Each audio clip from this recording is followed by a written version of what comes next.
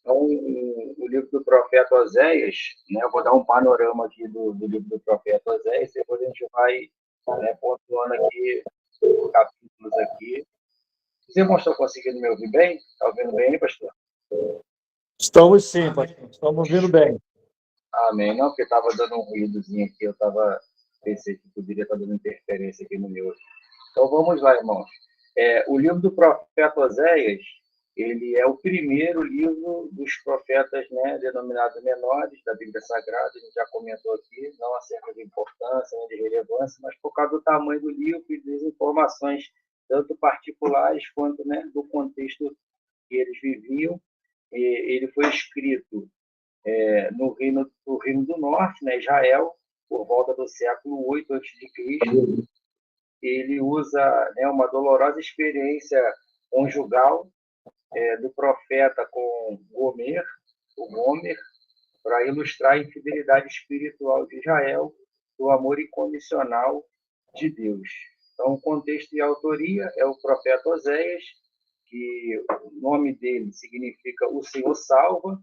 Então, o público-alvo é o Reino do Norte, que é Israel, Efraim, pouco antes da invasão e o cativeiro pela Síria. O cenário é uma época de aparente prosperidade material, mas de profundo caos político, corrupção moral e sincretismo religioso. O que estava acontecendo ali? Uma mistura, né, desse sincretismo religioso era do culto a Deus e a idolatria a Baal.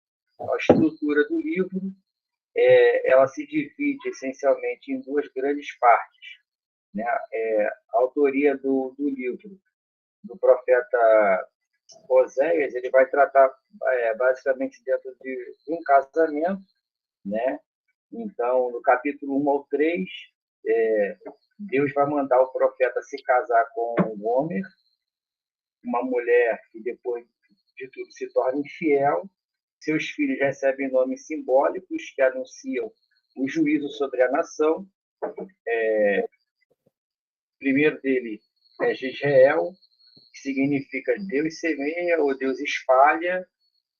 O nome servia como um lembrete do julgamento iminente sobre a dinastia de Jeú, pelos massacres cometidos na cidade de Jezreel. O segundo é Lopoamá, que significa não recebeu misericórdia, ou sem compaixão, ou não amado. Indicava que Deus deixaria de perdoar e de ter piedade do reino rebelde de Israel. E Loami, que significa não é meu povo, que representava a ruptura oficial da relação de aliança entre o Senhor e os israelitas devido aos pecados de idolatria. Então, Osés é orientado a resgatar e comprar de volta a Gomer do mercado de escravos, retratando o amor redentor de Deus que busca e perdoa o povo apóstata. Então, as acusações, tá, do capítulo 4 até o 14, que é o último capítulo, que trazem mensagens poéticas expondo os pecados de Israel, idolatria, falsidade religiosa, injustiça social, as alianças políticas com nações estrangeiras, em vez de confiança em Deus. Então, os apelos urgentes ao arrependimento, a promessa final de restauração pura e transbordante misericórdia divina para os que retornarem. Temas principais: o amor inesgotável de Deus, conhecido como o profeta do amor. Osés mostra que a fidelidade de Deus não depende da perfeição humana, mas de seu caráter compassivo. A gravidade do livro é a idolatria espiritual, né, encarada ali como adultério e traição à aliança sagrada firmada no Sinai, e a consequência do pecado, o desvio moral, vai conduzir inevitavelmente à ruína social e ao cativeiro político. Então, a gente vai ver que Deus ele vai tomar o profeta, né, vai falar com o profeta para que ele tome uma mulher, né, de prostituições, o termo que se usa, né, hoje, né, a mulher, no caso de ser uma mulher, né, no caso também existem homens que praticam esse ato, né, são pessoas que usam seu corpo para obter algum benefício e, segundo a lei, né, do nosso país. Isso não é nem crime se for maior de idade. Então, Deus vai usar ali o profeta, vai chamar o profeta e vai mandar ele tomar essa mulher para se casar com ela, fazendo essa metáfora, né, viva do relacionamento entre Deus e Israel. Então, Deus ordena que o profeta se case com uma mulher infiel, simbolizando a traição espiritual de Israel através da idolatria. Os nomes dos seus 3 filhos, né, a gente já citou aqui, eles carregam mensagem de juízo, terminando com uma promessa futura de restauração. Então, o contexto aqui desse casamento ele é profético, né? Então, Oséias ministra no Reino do Norte, Israel, um período de prosperidade material, mas de profunda corrupção moral e espiritual. Então, Deus vai, né, mandar Oséias se casar com essa mulher e se tornaria infiel, né? Não bastava Deus dar essa ordem para ele tomar essa mulher, e ela ainda, depois de tudo, vai se tornar infiel, e Deus vai novamente mandar ele tomar ela novamente, pagar por ela, para ilustrar a forma prática, a dor que a idolatria de Israel causava ao coração divino, isso trazendo, né, de uma forma ilustrativa, né, bem alegórica na questão dos sentimentos, né, igual quando acontece uma traição conjugal, era assim que Deus se sentia com Israel, por ele ter abandonado a Deus e adorado a outros deuses. Então, mas também há uma promessa de esperança,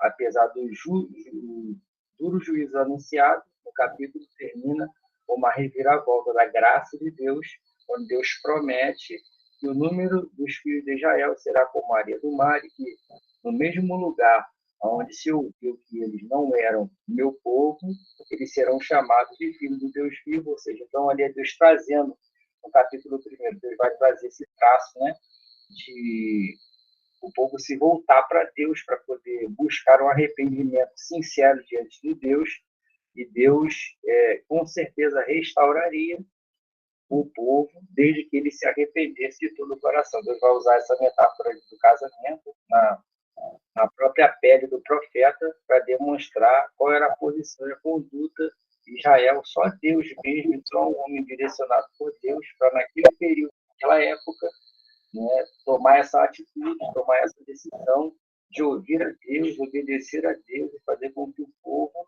viesse a entender que aquilo ali era uma alegoria de como o povo estava se comportando diante de Deus. O capítulo 2 também vai tratar um pouco dessa metáfora do casamento, né, porque é um casamento que é ferido, né, o profeta se fere, então é uma ilustração de infidelidade espiritual de Israel para com Deus, que trocou Deus pelos ídolos falsos em troca de bens materiais. Então, o texto ali ele vai transitar mais ou menos, né, da acusação severa de adultério e de anúncio de disciplina até uma promessa apaixonada de restauração e aliança eterna. No versículo 2 aí ainda, até o 5 do capítulo 2, Israel agiu como uma esposa infiel ao atribuir sua prosperidade, que no caso ali era o trigo, o vinho e o azeite, aos deuses de Canaã, os Baalins, esquecendo-se de que o verdadeiro provedor era o Senhor. Deus expõe o pecado público da nação e convida os filhos a repreenderem a mãe, que é o povo rebelde, para que percebam a gravidade da traição.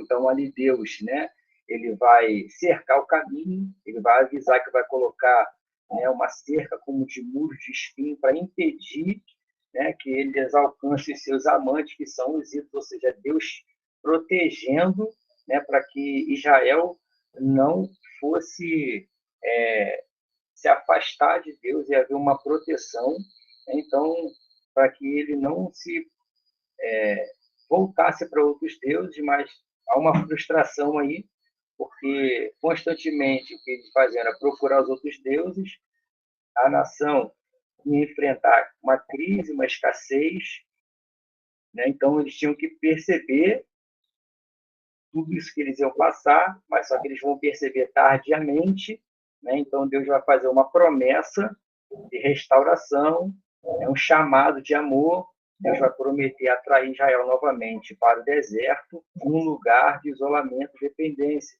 para falar ao coração dela com carinho e intimidade. Então, né, no Vale de Acor, que é o lugar de problemas e pecados de passado, vai trazer a memória, esse vale, né, que se transforma em uma porta de esperança da nova aliança. Então, o relacionamento será renovado com base na justiça, na misericórdia e na fidelidade, que antes era chamado de Lohuamá, né, e não recebida misericórdia, ou Loami, não é meu povo, passará a ouvir a declaração definitiva íntima.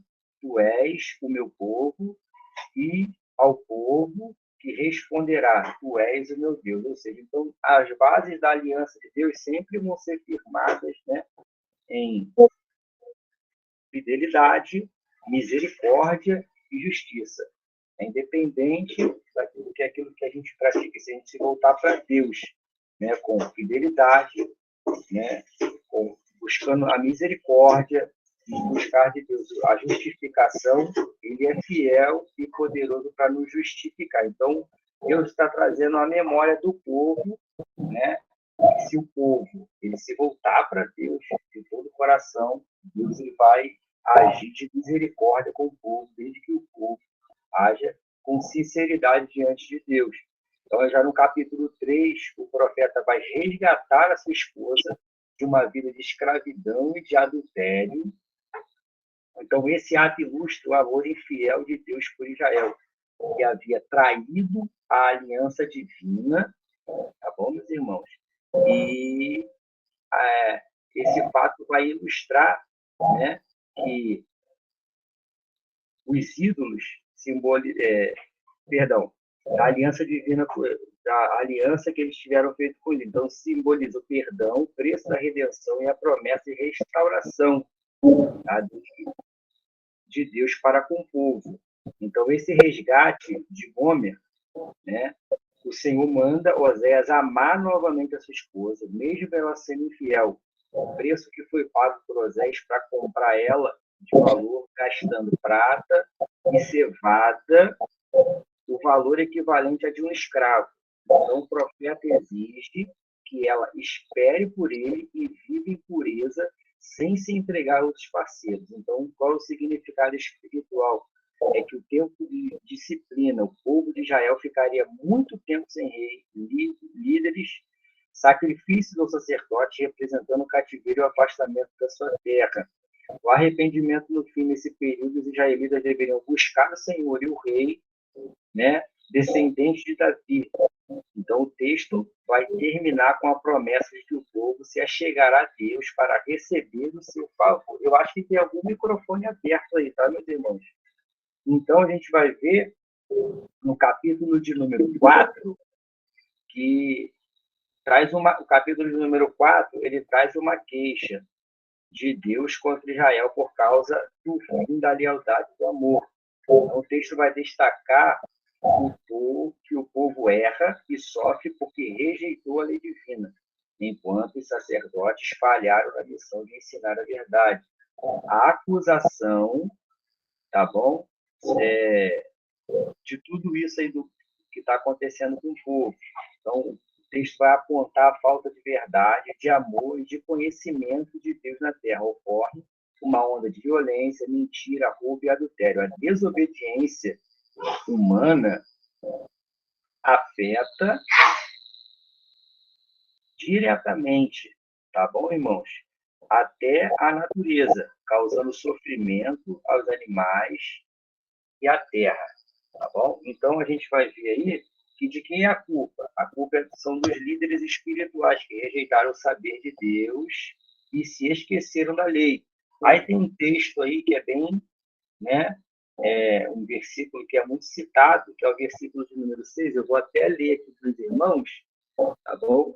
O versículo 6 é: o meu povo é destruído por falta de conhecimento, porque tu rejeitaste o conhecimento, também eu te rejeitarei, para que tu não sejas sacerdote diante de mim, visto que te esquecestes da lei do teu Deus, também eu me esquecerei de teus filhos.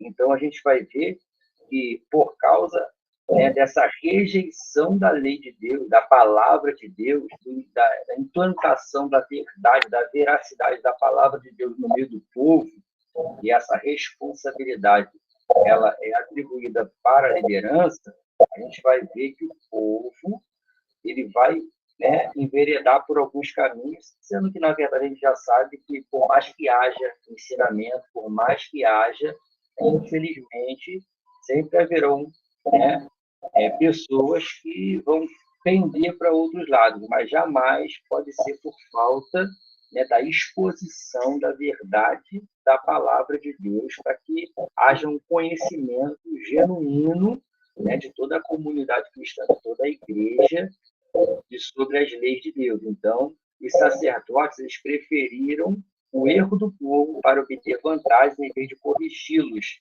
Então, os israelitas consultavam, né, a pedaços de madeira, ídolos falsos, para obter respostas. Ou seja, então, o culto virou uma rotina vazia e um afastamento real do Criador. Então, dentro desse texto, que é bem conhecido, eu gostaria de abrir uma oportunidade para alguém talvez queira fazer um comentário.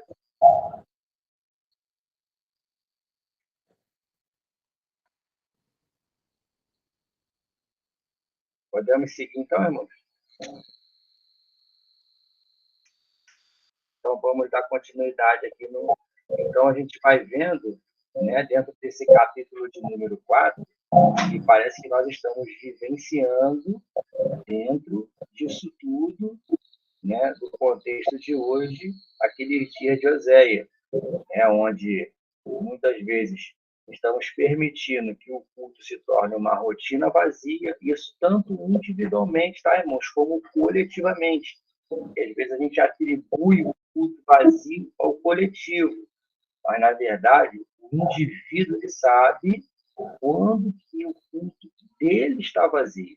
E às vezes a gente quer um culto cheio da presença, ou ambientes que estejam cheios da presença, e é bom a gente estar dentro desse ambiente, mas é para tapar uma lacuna, uma brecha que, na verdade, ela está dentro de nós e não do outro, ou da igreja que nós congregamos. Então, a gente precisa tomar muito cuidado, tá bom? Com essas coisas, tá bom? E a gente vê também o que acontece muito. Pessoas tentando obter vantagens dentro do meio evangélico, financeiramente, né, em posições para poder galgar coisas maiores. Então, dependendo de quem faz, o que faz, e para quem faz, a conduta é diferente, o comportamento é diferente. E o profeta Osés ele vem batendo nessa tecla, e por causa dessa conduta aconteceu tudo isso. Então, o capítulo 5, ele já vai apresentar uma severidade, tá bom, do juízo de Deus aos líderes religiosos, sacerdotes e os políticos, que eram os da casa real dos príncipes, dos reis de Judá e de Israel. Eles desviaram o povo, tá bom, para a idolatria, gerando corrupção espiritual, cegueira moral e rejeição ao verdadeiro arrependimento. Então, a gente vai ver que a arrogância de Israel ela vai testemunhar contra a sua própria face, fazendo com que tropeçassem nas próprias iniquidades. Então, eles vão buscar tardiamente a Deus com os seus rebanhos, com as suas ovelhas, mas não vão achar. Então, Deus quer que eles dependam dele, recorra somente a ele, tá bom? Para que pudesse tapar suas brestas, seus feridos, restaurar a sua vida. Então, quando eles demoram a se arrepender, a angústia, o sofrimento, né, fazem parte do seu cotidiano, e aí eles vão buscar com mais urgência, com mais veemência. Aí, no capítulo 6, vai mostrar o arrependimento deles. O povo diz que quer se voltar para Deus, quer ser curado. Então, eles vão ser chamados a retornar a Deus. No capítulo 6 também tem um versículo que é bastante conhecido. Eu vou ler aqui com os irmãos do capítulo 6, o verso também de número 6. Ó. Porquanto eu desejei a misericórdia, e não sacrifício, e o conhecimento de Deus mais do que as ofertas queimadas. O que isso quer dizer? Deus quer muito mais a obediência, Deus quer muito mais a sinceridade, a busca, do que as ofertas vazias, queimadas, que naquela época eles se utilizavam de animais, de rituais de sacrifício, para que pudesse haver, né, um perdão alcançado. Então, Deus está dizendo que Ele quer, né, que o amor e o conhecimento da sua palavra, da sua presença, né, um relacionamento verdadeiro com Ele é muito mais importante, que a religião sem amor ao próximo e sem a justiça vira apenas um hábito sem valor. Passa a praticar a fé sem ter, né, uma intimidade com Deus, sem ter uma proximidade de Deus, e o culto se torna uma rotina, o evangelho se torna uma rotina. Aí, com o passar do tempo, as práticas vão mudando, a nossa conduta vai mudando, até o ponto da gente chegar a verdadeiramente reconhecer que já está desviado, quando na verdade a gente não se desviou hoje. Né? Se desviou já há muito tempo, mais ou menos como a história de Sansão, que vai dizer, quando ele se dá conta, o Espírito já tinha se retirado dele. Então, a gente vai ver que o povo quebrou a aliança com Deus, então, por isso, a cidade sofreu violência, crimes, mentiras, né? Até os líderes religiosos cometido maldade, então, ficaram distantes de Deus. É o capítulo de número 7. Vai expor a decadência moral e a hipocrisia de Israel. O texto mostra que Deus, quando tentava curar o povo, a maldade, a falsidade de Efraim, Samaria e Madonna, mas eles não se arrependiam e não confiavam mais nas alianças humanas do que buscar a presença de Deus. Então, a gente vai ver, né, que o coração era como um forno, o pão que não foi virado, ou seja, era uma mistura com outras nações que não se tornava, né, algo que pudesse ser agradável aos olhos de Deus. Então, a gente vai ver que era, né, inútil, sem firmeza, sem espiritualidade, facilmente influenciado pelo mundo, ou seja, era uma mistura nessa massa, como lá no Novo Testamento vai dizer que a gente precisa vigiar que um pouco de fermento, ele leveda toda a massa, é uma pomba enganada, ou seja, é uma pomba que não tem entendimento e recorre para um lado, para o outro, sem uma direção perdida, né? Então, o recurso qual é? O recurso de eles clamarem a Deus, mas eles se afastam de Deus, mentem contra ele, fazem falsas orações que não vêm do coração buscando o socorro, né, de Deus, e vão buscar no lugar errado. Então, uma coisa de muitas e milhares, né, que a gente poderia citar aqui, de buscar a Deus, que é formidável, irmão, que a gente não tem como enganar Deus. A Deus ninguém engana. Então, Deus conhece a nossa intimidade, Deus conhece o nosso interior, Deus sabe o que é verdadeiro, o que não é verdadeiro. Então, Deus está tratando assim com o povo ali de Israel e mostrando para ele como ele deveria se comportar, porque o comportamento dele estava com o relacionamento e do profeta Oséias, que foi uma direção de Deus. Então, a gente vai ver o capítulo de número 8, é um alerta sobre o julgamento, tá bom? É um alarme de juízo, uma ordem para tocar a trombeta, avisar que o inimigo está prestes a atacar a casa de Deus, porque o povo transgrediu a aliança. Então, eles fizeram falsas alianças. Israel clamava conhecer a Deus, mas escolhia reis e líderes sem a direção divina, além de buscar ajuda política na Síria, como um animal selvagem isolado. Então, a idolatria, a criação do bezerro de Samaria, um ídolo, né, que é apontado como a causa da ira de Deus, mostrando que os filhos de prata e de ouro Deus abomina, tem a lei da semeadura, traz a famosa máxima: quem semeia vento, colhe tempestade, indicando maus atos. Perdão, alguém falou alguma coisa aí?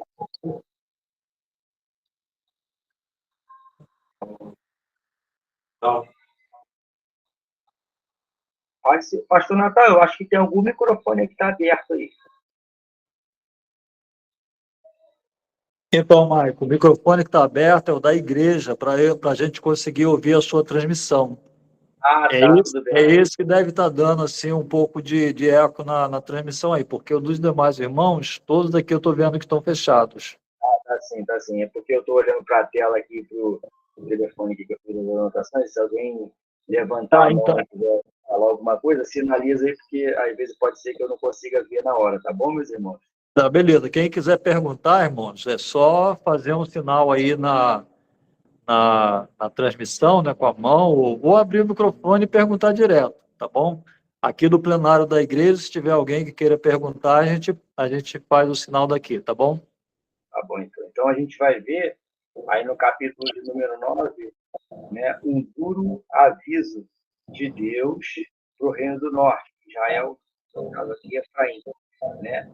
O profeta Oséias diz que a alegria falsa do povo vai acabar por causa da idolatria e da desobediência. Eles perderão suas colheitas, serão expulsos da sua terra e enfrentarão cativeiros na Síria e no Egito. Então, né, eles vão perder o sustento, que é a comida e a bebida vão faltar, mostrando que a idolatria traz ruína em vez de fartura. Também vai falar que o povo será forçado a sair da Terra Santa e vai comer alimentos impuros em terras estrangeiras.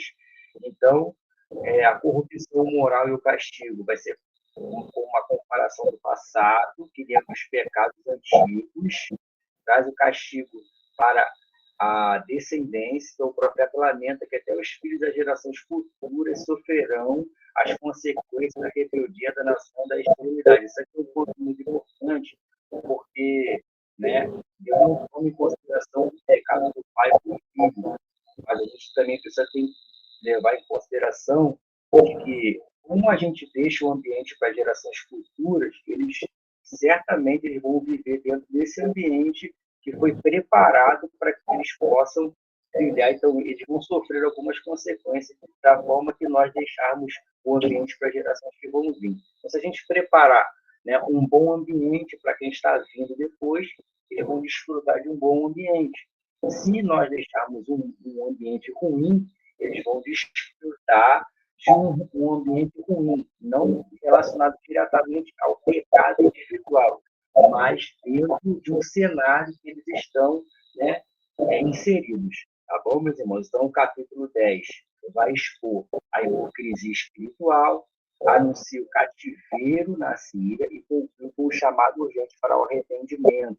Então, a videira farta e a idolatria. Israel prosperou, mas quanto mais fruto tinha, mais altares falsos construiu. Ou seja, quanto mais ela crescia, em vez de ela se aproximar de Deus mais e mais e buscar mais a Deus, mais ela se afastava de Deus. Era o contrário. Então, o juízo e o fim dos ídolos. O povo e os sacerdotes de Samarias tremeram pelo bezerro de Bet-Avém. O ídolo seria levado como espólio para a Síria. Os altos do pecado seriam destruídos e cobertos por espinheiros. Ou seja, então, o chamado ao arrependimento, né, convida o povo para quê? Para semear para vós outros em justiça e ceifar segundo a misericórdia. É o momento de arar o campo.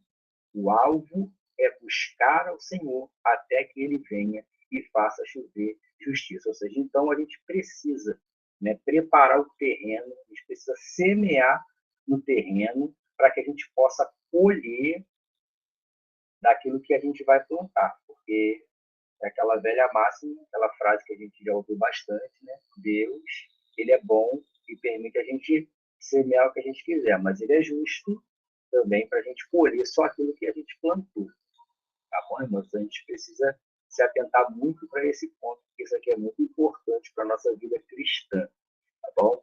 Então, o capítulo 11 aí agora, né, ele vai retratar o amor de Deus como de um pai dedicado que cria um filho rebelde, mostrando a dor e a ingratidão humana, o aviso de disciplina e a profunda compaixão e a graça soberana que decide não destruir.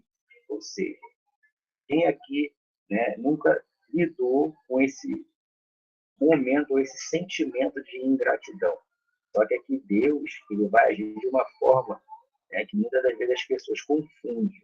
A forma de Deus corrigir não é dizer que Deus não ama. Deus ama, mas nem por isso ele vai deixar de instruir e de corrigir segundo os seus preceitos. Tá bom? Porque a Bíblia também vai... Isso é bíblico, né? Que vai dizer que Deus ele é como um pai que corrige e o pai corrige o filho que ama. Então a gente precisa ficar muito feliz, irmãos, quando Deus fala conosco, talvez até de uma forma, né, mais acalorada, mais rígida, mais ríspida, né? Porque nós não somos perfeitos, estamos caminhando, buscando a perfeição, a estatura de varão perfeito para um dia estarmos com ele na eternidade. Isso é sinal do amor de Deus. A gente não pode ficar entristecido com isso, porque não há perfeição em nós. Mas Deus, ele quer nos colocar dentro dessa condição de alcançar a eternidade. Então, no meio da nossa trajetória, da nossa caminhada cristã, ele vai, com certeza, nos instruir, nos advertir, dependendo da nossa condição.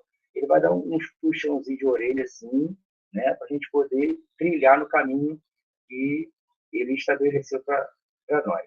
Tá bom? Então, a gente vai ver que no capítulo 12 aí, ele, né, compara a infidelidade de Israel como a vida do patriarca Jacó. O profeta usa o passado para mostrar que o povo confia em mentiras e alianças humanas em vez de depender de Deus, mas faz um chamado urgente ao arrependimento.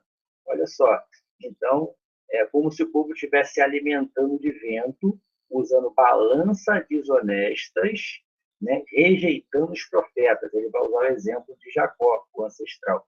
José lembra de Jacó, que no início ele começou enganando, mas também lutou com o anjo e buscou a sua bênção. Qual é o contraste aqui? Quando Jacó buscou o Senhor e dependeu dele para ser transformado, seus descendentes persistiram na desobediência.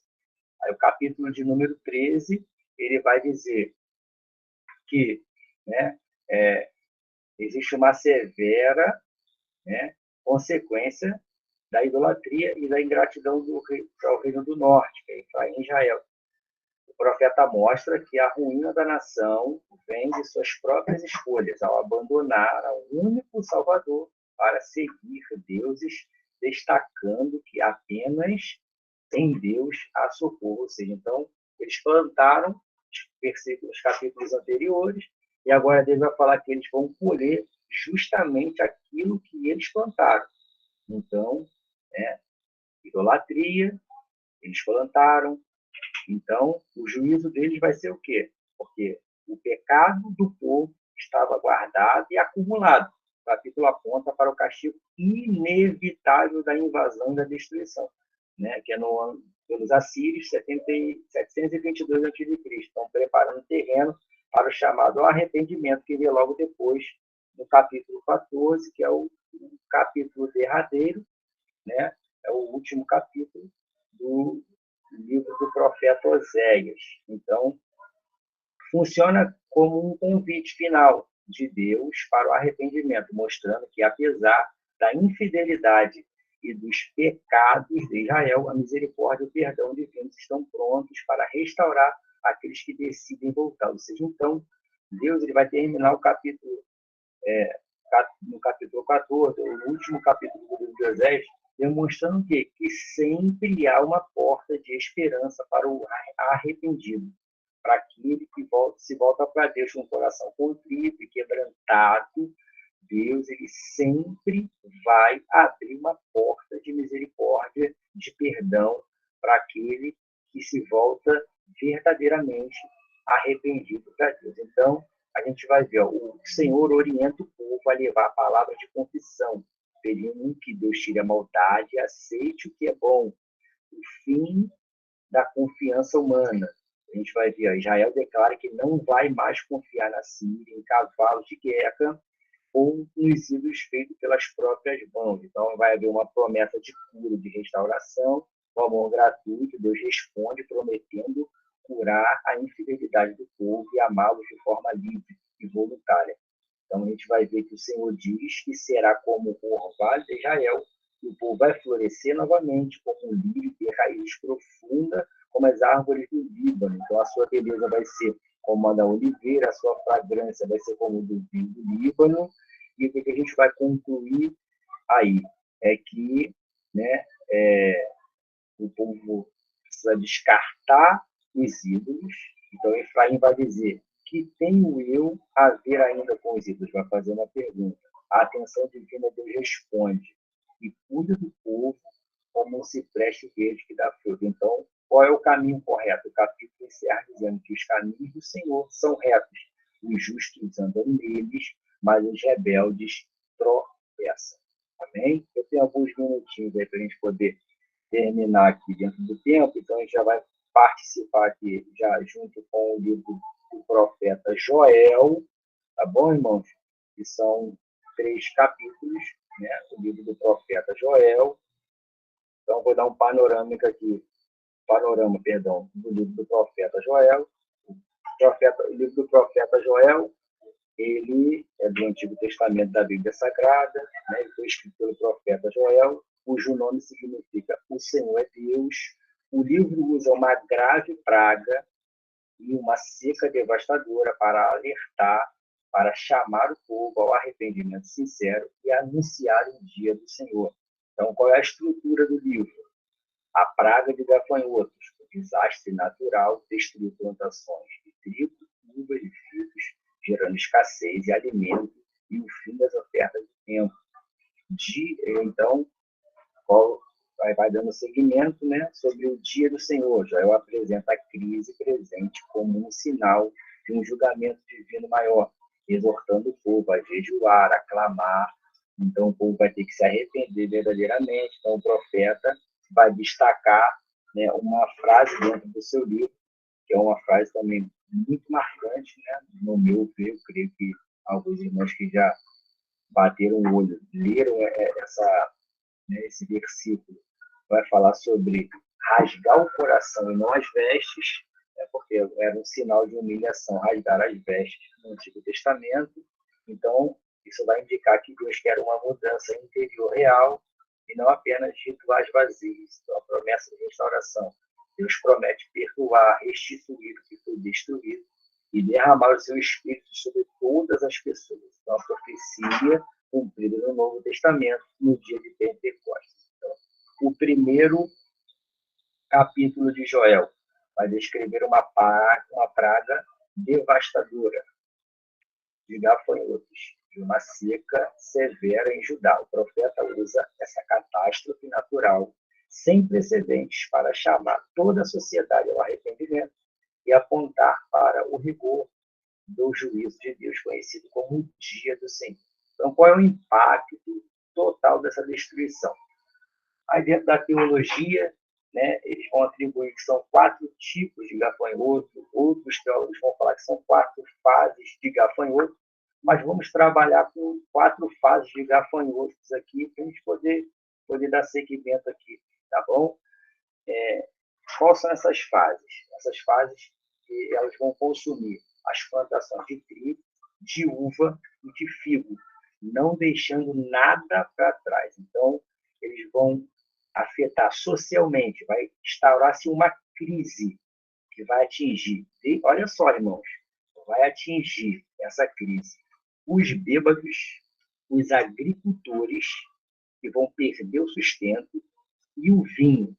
Até os animais vão sofrer sem pastagem. E vai acontecer dentro dessa crise uma crise espiritual, porque os sacerdotes vão ficar enlutados, porque a falta de cereal e de fruto vão impedir que as ofertas diárias cheguem no templo, porque senão essas 3, né, alimentos aqui, essas 3 plantações aqui são uma das mais marcantes e mais importantes do Antigo Testamento, quando a gente fala de culto, né? Trigo, uva e azeite. Então, a gente vai ver que o chamado ao arrependimento é uma convocação ao luto. O profeta pede que o povo vista panos de saco e chore pela perda da alegria na casa de Deus. Então, há um apelo urgente para a Assembleia Solene e um jejum coletivo, buscando a misericórdia do Senhor e da angústia. Uma certa feita, eu me recordei quando eu estava estudando, e logo assim, no começo da minha caminhada, eu ouvi um pregador, não vou me recordar o nome agora, porque faz algum tempinho, né? Ele falou assim, o crente não tem que ser bom só de derrubar gigante, ele também tem que ser bom de destruir gafanhoto. Eu não entendia muito, e depois, né, a gente, quando eu tive a oportunidade de estar conversando, ele me citou aquilo ali, né, ele me explicou mais detalhadamente, né, no começo da minha caminhada eu podia entender que às vezes a gente se preocupa muito com os grandes adversários, com os grandes problemas, e o adversário, com o tempo, ele vai mapeando a gente, ele vai vendo que tem determinadas situações da nossa vida que ele pode armar o laço e a gente não cai, mas ele vai percebendo que a gente tem algumas debilidades em algumas áreas, às vezes não são nem tão grandes, mas essa é a porta de entrada para que a gente possa futuramente dar um passo e sair da casa do Senhor, então da presença de Deus, né? Primeiramente. Então a gente precisa tomar muito cuidado, irmãos, porque o gafanhoto, se comparado a um gigante, se comparado a outros inimigos, a outras ilustrações bíblicas, a gente vai ver que é um animal pequeno, inofensivo, teoricamente, mas ele vem em grande quantidade, ele vem como uma nuvem, como diz, vai destruindo e devastando, ele não tem piedade, ele vai devastando tudo. E às vezes essa porta de entrada que a gente permite que o inimigo entre, quando ele entra, ele vai devastando todas as áreas da nossa vida, tudo que a gente construiu, tudo que a gente possui, ele vai derrubando, ele vai destruindo dia após dia, ao ponto da gente ficar igual o povo está aqui, zerado, afetando várias áreas da nossa vida, inclusive, né, a vida espiritual. Então a gente vai ver que o capítulo 2, ele apresenta um forte alerta sobre o dia do Senhor, que é um tempo de juízo, um chamado urgente ao arrependimento sincero, a uma promessa gloriosa de restauração física e espiritual, incluindo o derramamento do Espírito. A gente vai ver o capítulo número 2, Joel, para nós, né, que somos pentecostais, nós fazemos muita menção desse capítulo 2, a gente vai ver que no capítulo 2, aí, entre o 12 e o 17, ele vai citar aí sobre rasgar o coração em nós vestes, o que isso significa? Que Deus não quer ritual vazio de aparente tristeza, mas uma mudança real e profunda na alma. Há uma garantia, o Senhor é misericordioso, compassivo, e ele é tardio em se irar. Ou seja, Deus ele conhece o que nós estamos apresentando diante dele, qual é o nosso comportamento e qual é a nossa conduta diante dele. Então, ele sabe. Então, por que ele pede para rasgar o coração em nós vestes? Porque ninguém rasga o coração com a mão, né?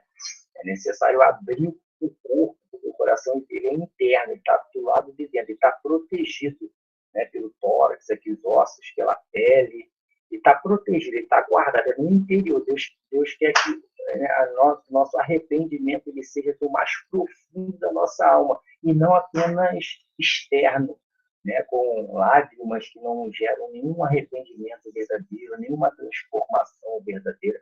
Não que derramar lágrimas seja errado, pecado, não é isso, irmão. Nem todo mundo que derrama está fazendo teatro, um show.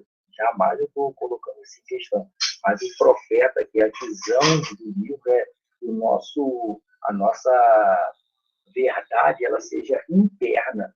Porque se ela for interna, externa, ela com certeza não consegue ficar presa. Ela vai aflorar, ela vai aparecer, quem está à nossa volta vai perceber que houve um arrependimento verdadeiro. Então, né, no versículo 28 ao 32 do capítulo 2, o texto avança para uma profecia futura, que Deus derramará o seu Espírito sobre toda a carne, filhos, filhas, jovens e velhos. Esse trecho foi citado pelo apóstolo Pedro no dia do Pentecostes, no livro de Atos, para explicar o mover sobrenatural no início da igreja. Então, conclui com a promessa de que todo aquele que invocar o nome do Senhor será salvo. Então, terceiro capítulo de Joel, para a gente poder finalizar aí, vai descrever o dia do Senhor, que é focado no julgamento final das nações inimigas, tá bom? E na restauração definitiva de Jerusalém. Então, Deus atua como um juiz supremo. Tá? Então, no Vale de Josafá, para cobrar a opressão contra o seu povo, enquanto promete habitar e abençoar os fiéis. Então, o julgamento das nações. Deus reúne todos os povos no Vale de Josafá para prestar conta do motivo do juízo e a crueldade que trataram Judá, espalhando o povo, dividindo a terra. Povos vizinhos como Tiro, Sidom e a Filístia receberam anúncios que a sua arrogância e exploração serão punidas. A chamada para a batalha é o clímax, tá bom? É o ponto alto. Os inimigos são desafiados a transformar suas ferramentas de trabalho em armas de guerra. Há uma atmosfera de grande confronto espiritual e físico, associada a conceitos no fim dos tempos e do Armagedon. Então, multidões estão no vale da decisão, pois o julgamento do Senhor está perto. A proteção e a restauração de Judá fugirá de Sião e será o refúgio seguro para os filhos de Israel. A terra de Jerusalém voltará a ser santa e livre de invasores estrangeiros. O capítulo termina com uma promessa de abundância física e espiritual. Os montes destilarão doçura e os outeiros manarão leite e uma fonte sairá da casa do Senhor para regar a região. Eu queria só compartilhar com os irmãos aqui sobre, né, o Armagedon, deixar só, né, pontuar aqui sobre o Armagedon e depois eu passo a palavra para o pastor Natal, tá bom, irmãos? Então, a gente vai ver que, escatologicamente, né, e teologicamente, há muitas divergências, né, muitos pontos que são debatidos, porque existem várias correntes teológicas, milenistas, pré-milenistas, isabelianos, né, os pós-tribulacionistas. Então, eles vão, dentro desse tema de Armagedon, eles vão tratar de diversas formas, dentro da sua visão teológica. A gente não quer desrespeitar ninguém, nem julgar ninguém, mas apenas só para deixar, né, esse tema aqui um pouco mais transparente. Então, se trata desse assunto melhor ali no capítulo 15 e 16 de Apocalipse, tá bom? Vai tratar acerca disso, a gente fala sobre as taças, tá bom? Da ira de Deus, que vai ser esvaziada. Então, a gente vê, né, que essa palavra Armagedon, ela faz referência à região de Meguido, que no Antigo Testamento aquela região era muito importante, porque situava-se em um lugar importante, uma rota de comércio, um caminho de Meguido, era um cenário de grandes batalhas. Aí tem referências bíblicas, ó, Juízes 5 e 2 Crônicas, capítulo 35, você vai encontrar lá, tá bom? Então, a principal referência está lá no livro de Juízes, capítulo 4 e capítulo 5, tá? Que fala sobre Débora ali, tá? Então, o Armagedon é mais do que um lugar, é mais do que uma localização geográfica. Na verdade, ele é um símbolo que se refere à batalha final triunfante de Cristo para todo o esplendor da sua glória. Tá? Então, é importante perceber, tá, que não se trata de 3 batalhas, mas de uma batalha. Tá? No Armagedon ocorre a derrota final dos inimigos. Então, embora a derrota de Satanás e seus agentes, o anticristo, a grande Babilônia, o falso profeta e os ímpios sejam descritos em relatos diferentes, todos caem no mesmo tempo, ou seja, na segunda vinda, no segundo advento do Messias. Então, lembre-se que o Apocalipse conta a mesma história várias vezes, de perspectiva diferente. Então, a gente vai ver, tá? Então, não vamos, né, entender o Armagedon como um símbolo de limite. Perdão, vamos entender o Armagedon um símbolo do limite contra a rebelião aos incrédulos contra Deus. Então, vai nos trazer uma referência, uma alusão lá a Babel, quando Deus decidiu ali entrar ali, né, e dar um basta ali naquela situação. É a mesma coisa que Deus vai fazer, mas vai ser de uma forma definitiva. Então, o Armagedon vai ser um grande lamento para a prostituta, tá, citada no Apocalipse, e vai ser uma imensa alegria para a noiva. Então, a grande Babilônia vai cair e a nova Jerusalém vai ser levantada esplendorosamente preparada e ataviada para receber o seu. Amém? Então, irmãos, eu quero, né, mais uma vez aí, agradecer a oportunidade aí, tá, ao pastor Natal, pastor Wellington, pastor Wilson, pastor Simal, aos pastores, tá bom? Aos irmãos que estão participando desse projeto que tem sido muito enriquecedor, tá? quero agradecer aí mais uma vez essa oportunidade, quero pedir perdão aos irmãos aí, porque essa semana também não foi uma semana fácil. Eu tinha mandado mensagem para o pastor Natal e eu pensei que eu não ia conseguir, porque eu tive, né, bastante mal essa semana, mas graças a Deus já estou bem melhor, estou medicado e agora a gente pode estar aqui junto com os irmãos, aprendendo, contribuindo. Tá bom? Peço perdão aos irmãos, talvez os irmãos não me vejam às sextas-feiras aqui, mas na sexta-feira aqui a gente também tem um culto, né, de ensino, então o horário não coincide, tá bom? Mas eu estou sempre vendo, sempre aprendendo com os irmãos, que fica gravado ali, tá bom? Toda vez que há uma postagem no grupo, tá? Então, que Deus abençoe os irmãos aí. Deus abençoe, tá, pastor Natal? Passa a palavra aí para o senhor. Deixa eu abrir meu microfone aqui, abrir também a minha câmera. Graças a Deus. Nós tivemos assim, o som estava assim um pouco, os irmãos ficaram aqui numa atenção, né? Forte, o som estava um pouquinho fechado para nós. Eu não sei, Marcos, se é o aparelho que você está usando aí, o teu microfone. Sim. Mas normalmente, quando o pessoal participa de casa, a gente consegue escutar bem aqui, né? Com o microfone aqui. Mas depois a gente vai ajustar isso. Entendemos? Oi? Deu para ouvir bem, né? E eu também estou com um pouquinho de problema de audição, né? Aí piora mais ainda, né? Mas eu agradeço ao evangelista Maito, né? Ele me ligou ontem, falou, pastor, estou no hospital, tomando uma medicação aqui, que eu estou com uma virose, essa virose que está pegando firme aí, né? Mas vamos orar, se você não conseguir, amanhã a gente dá um jeito, né? Mas aí ele mandou mensagem hoje de manhã, falou, pastor, já estou melhorando, acho que vai dar. E é aquilo que eu falei do esforço, né? Falei para os irmãos aqui, eu também estou aqui hoje, porque o pastor Wellington não poderia estar, e a gente precisava avançar, porque senão acumula, né? Então, se a gente não travar, a gente vai avançando, claro, né? Remediando, né?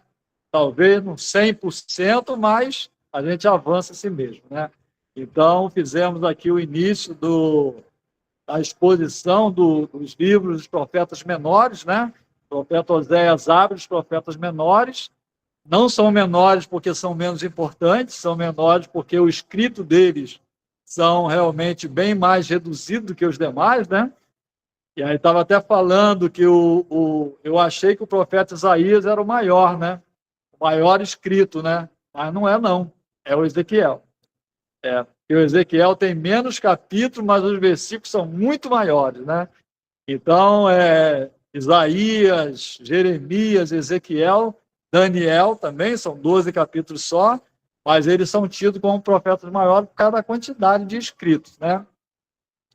E os menores foram colocados teologicamente ali, não porque fosse menos importante, que estamos vendo aqui, né? Profeta Joel e profeta Oséias, uma importância tão grande, né? O profeta Oséias profetizando ali no final já do Reino do Norte, aquela parte norte ali que foi levado cativo pela Síria, né? E o profeta Joel profetizando lá no Reino do Sul, numa condição um pouco mais favorável, porque ainda não era o fim, né? Porque o fim nós passamos, né? Que foi o profeta Jeremias e o profeta Ezequiel, né? Que foi terrível, né? Mas o profeta Joel dentro de uma condição, e o que nós vemos então? Nós vemos então que Deus nunca deixou de falar para o seu povo. Ele sempre estava ali falando de uma maneira ou de outra, dando como os profetas, né, dando como exemplos, né, as suas próprias vidas, sendo usados ali como alegoria para mostrar ao povo o caminho que tinha que seguir. Então, nós vamos avançando, e aí falando, irmãos, em profeta menor, estou fazendo esse apanhado aqui, para que os irmãos entendam. Hoje nós apresentamos 2 profetas. Sexta-feira que vem nós vamos apresentar 4.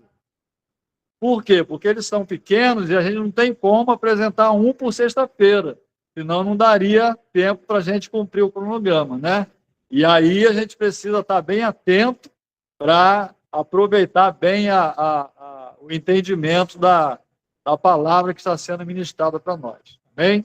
E eu aproveitei bastante esses 2 profetas de hoje, porque como o Maicon não estava muito bem, né? Aí eu falei, não, eu vou dar uma olhada aqui em casa, preparar. Se ele não conseguir, a gente tenta fazer lá. E assim, irmãos, quando nós vamos examinando a palavra, irmão Vaí, nós vamos absorvendo cada vez mais o conhecimento do Senhor, e isso vai servir, né, de bênção para a nossa vida. Vamos encerrar, então?